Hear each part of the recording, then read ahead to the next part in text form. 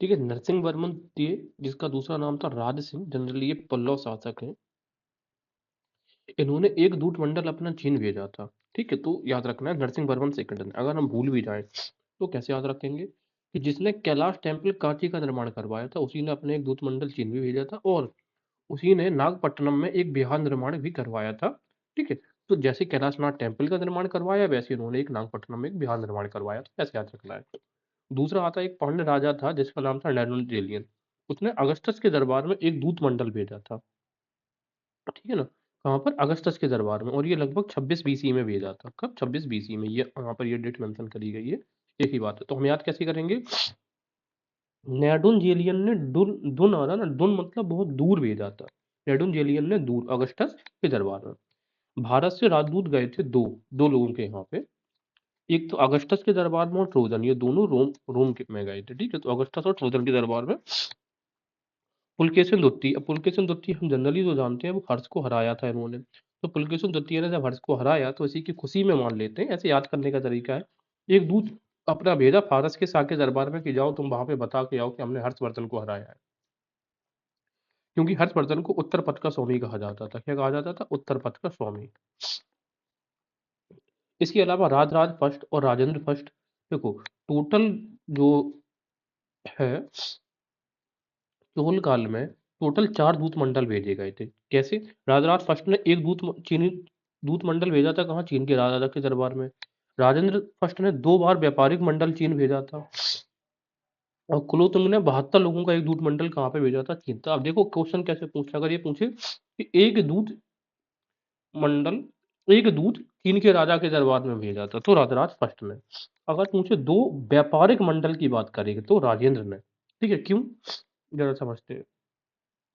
ये एरिया था, तो राजेंद्र फर्स्ट ने क्या किया था, ये कडारम जो प्रदेश था, ये वाला इलाका इंडोनेशिया, सुमात्रा, जावा, इसको भी जीत लिया था, और यहाँ पे मलक्का पे अपना कंट्रोल एस्टेब्लिश कर लिया था।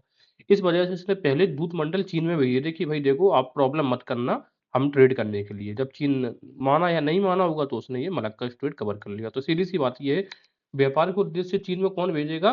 जिसने ये मलक्का स्ट्रेट यानी कि कडारम पे कंट्रोल किया था, और वो कौन था? राजेंद्र फर्स्ट।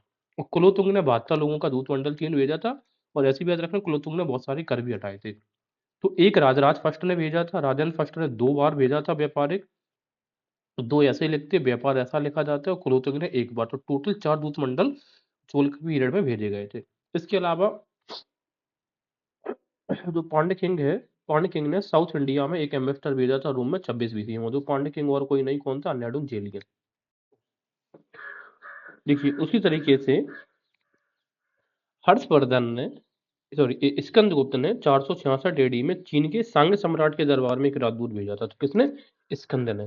अब हम याद कैसे करेंगे कि स्कंद ने, देखो ऐसे स्कंद ऐसे सांग होएगा, लेकिन हमें सांग सम्राट याद नहीं रहेगा, तो हमें चीन से कैसे याद करना है? तो ये मान लो जिस व्यक्ति ने हूणों से और ये क्या बोलते हैं सुंगों से लड़ाई करी है, स्कंद ने, उसी ने अपना चीन सम्राट दरबार में भेजा होगा चीन मंडल की अपनी वाहवाही बताने के लिए। Harsha sent an ambassador in the court of Chinese Taizong. तो चाइना के दरबार में हर्ष ने भी एक भेजा था, और वो एम्पर कौन था चाइना का? ताइसुंग। ठीक है ना, और 3 जो शिष्टमंडल हैं वो हर्ष के दरबार में वापस भेजे गए थे एम्पर के द्वारा। तो हर्ष ने एक भेजा था, तो वहां से आए थे 3।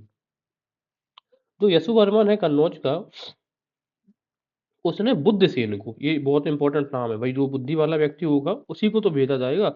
उसने बुद्धसेन को एज एम्बेसडर भेजा था इन कोर्ट ऑफ हिनसांग के दरबार में, चाइना में।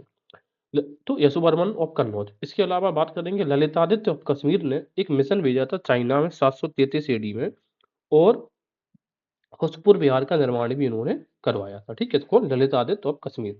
इसके अलावा महिपाल जो शासक था पाल वंश का, उसने एक मिशन भेजा था चाइना में नहीं, तिब्बत में, और उसको लीड कर रहे थे दीपंकर श्री ज्ञान।